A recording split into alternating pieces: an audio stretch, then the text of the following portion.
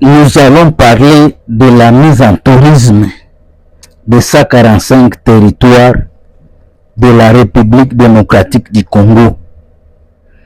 Nous allons parler de la Direction générale des migrations. D'après nos recherches, nous avons compris que notre source de développement est détenue par la DGM, la Direction générale des migrations. Et nous allons commencer à parler du Congo central. Du Congo central, c'est ce qui nous intéresse.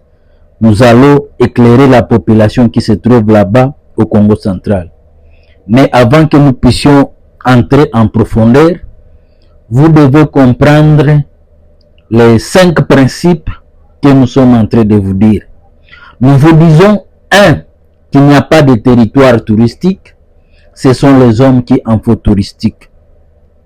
Deuxième chose, nous vous disons que c'est le tourisme qui paie la conservation.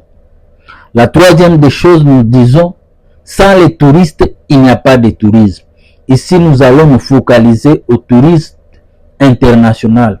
Pourquoi l'État n'arrive pas à attirer des touristes internationaux, mais ce sont quelques privés qui essaient d'attirer les touristes internationaux.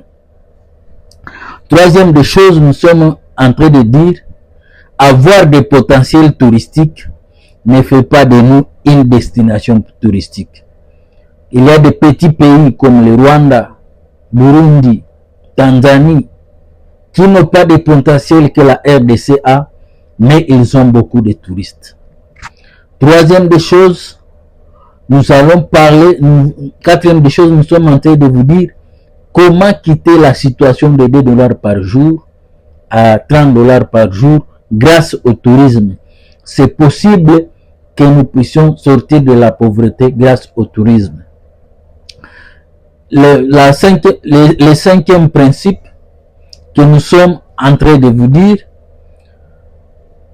avoir des potentiels touristiques ne fait pas de nous une destination touristique. Et nous sommes en train de dire comment transformer le potentiel touristique de la RDC en argent. En fait, ce qu'on ne dit pas, nous les Noirs, les Africains, particulièrement en RDC, nous avons besoin de l'argent des Blancs, des Européens, des Asiatiques, des Américains et des Océaniens. Et aussi au besoin de nos matières premières. C'est vrai, on vient de signer les accords de paix et de sécurité avec les Américains. C'est une bonne chose parce que cela, sans la sécurité, il ne peut pas y avoir de tourisme. Parce que d'autres ambassades sont jaloux de leurs ressortissants. C'est pourquoi j'ai dit que la 90% des problèmes qui se trouvent en RDC, c'est nous qui devons résoudre ces problèmes. Vous devez savoir que l'État a besoin de moyens financiers pour faire face aux multiples charges. Pour parvenir à cela, l'État devra soit recourir aux ressources étrangères des emprunts, ce que nous n'allons pas parler des emprunts, parce que c'est possible de répondre aux charges sans recourir aux emprunts. Deuxième chose, ils peuvent soit recourir aux sources internes, la production. Vous transformez localement vos matières premières en produits finis pour aller les vendre ailleurs. Ensuite, ils peuvent trouver de l'argent à travers des taxes fiscales. Nous allons parler du tourisme. Comment l'État peut trouver de l'argent sans recourir aux dettes. C'est possible et c'est ce que nous allons expliquer. Pourquoi nous parlons de la DGM? Parce que vous devez comprendre que des pays qui se développent, ce sont des pays qui ont su accueillir les étrangers dans leur pays.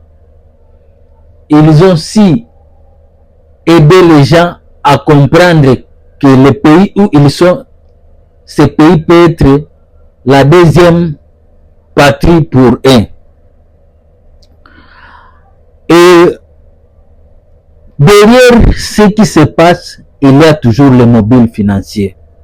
Vous devez vous rappeler que nous tous, nous sommes des hommes. Nous sommes des hommes et nous devons répondre des charges. Par exemple, si vous êtes père de 2 enfants, de 10 ou de 3, chaque jour vous devez répondre aux charges.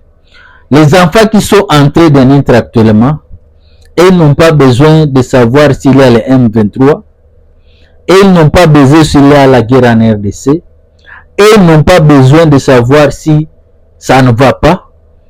Leur objectif, c'est de manger. Lorsqu'ils sont malades, qu'ils partent à l'hôpital. Lorsqu'ils ont des problèmes, que papa puisse résoudre. Papa n'a pas droit à des excuses. C'est pourquoi nous allons parler comment les gens se retrouvent dans le tourisme. Parce que vous devez savoir que celui qui a la clé du développement, c'est l'État. Actuellement, c'est très difficile de quantifier le nombre de touristes qui viennent en République démocratique du Congo parce que on a négligé l'homme qui doit être au centre, qui doit être l'intermédiaire entre l'État, mais aussi et les touristes. Et cette personne-là s'appelle tour opérateur. Parce que c'est le tour opérateur qui doit parler avec les touristes, mais aussi qui doit connaître la loi par rapport au tourisme. C'est pourquoi nous allons parler de la mise en tourisme du territoire du Congo central. Vous devez, comme vous voyez sur cette image, il y a des cachets qui sont sur cette image. Que la migration pointe, met sur votre passeport pour aller dans les pays étrangers ou pour revenir. Pour les étrangers, vous devez savoir que ils ont besoin de visa. Et le visa n'est pas d'un pays à l'autre. Parce que si vous ne savez pas contrôler les entrées et les sorties de vos citoyens ou des gens, des étrangers, ça ce n'est pas le problème des Nations Unies, ce n'est pas le problème des multinationales, ce n'est pas le problème de l'ONU, parce que l'ONU ce n'est pas un pays, mais l'ONU peut intervenir dans un pays pour vous aider. Donc c'est notre responsabilité. Si nous sommes incapables de gérer les entrées et les sorties de nos citoyens, nous ne devons pas mettre cela à la tête des gens. Vous devez savoir que la province du Congo central est un pays et la province à la frontière avec l'Angola, mais aussi le Congo-Brazza. Le Congo-Brazza, mais aussi, donc, comme vous comprenez, à partir du Congo-Brazza ou de l'Angola, des touristes peuvent venir en République démocratique du Congo.